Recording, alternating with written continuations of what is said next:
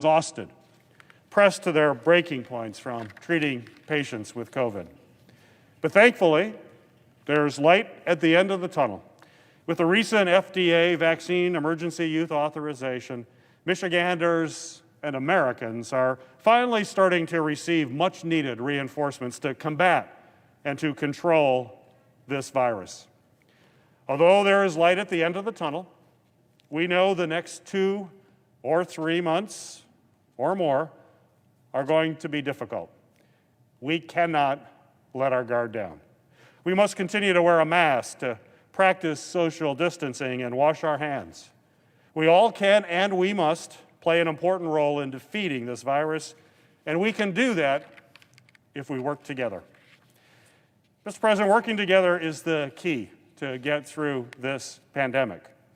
We know what happens when we work together here in this chamber.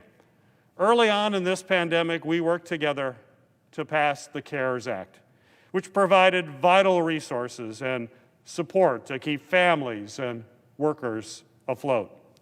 We worked together to pass additional aid for small businesses, for testing, for healthcare providers, and for hospitals.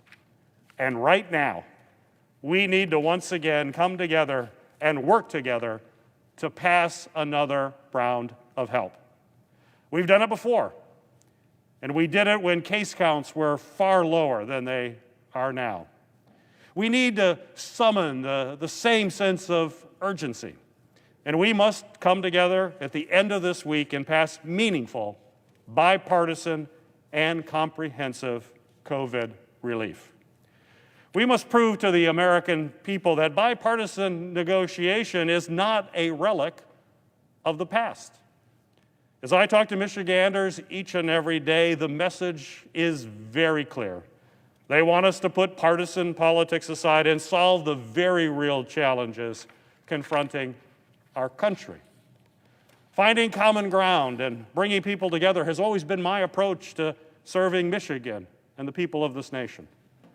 This past year, I'm proud to say we've worked together to advance legislation on priorities to not only address the pandemic, but also tackle issues facing Michiganders and people across this country each and every day.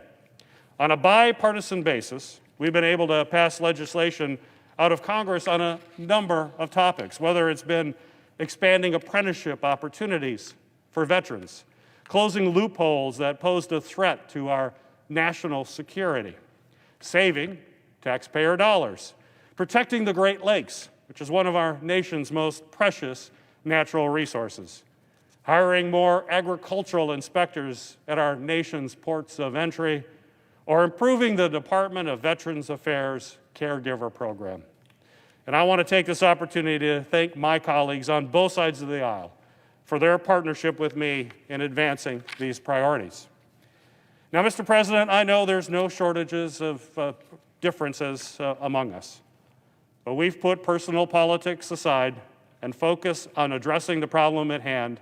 I know that we can get results. As we enter this next session of Congress, I'm hopeful that we can build on some of the progress that we have made.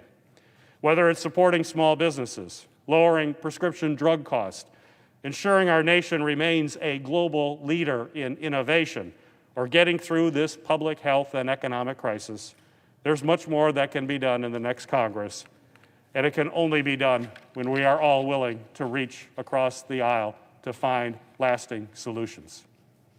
2 years ago, I delivered George Washington's farewell address on the Senate floor. It's an annual tradition here in the Senate. And in that address, President Washington warned of the dangers of tribalism and political polarization in our country. We cannot forget President Washington's message, particularly during these uncertain and daunting times. We cannot let polarization prevent us from doing the people's work. Let us build on that spirit of bipartisanship. Let us work together to get things done. Our constituents demand it. And this week, we can again work in a bipartisan way to pass a COVID relief bill that makes a difference to everyone suffering from this pandemic.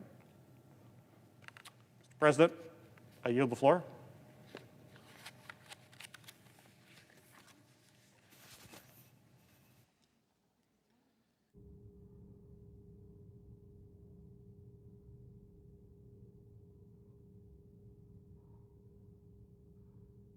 She's going to read something.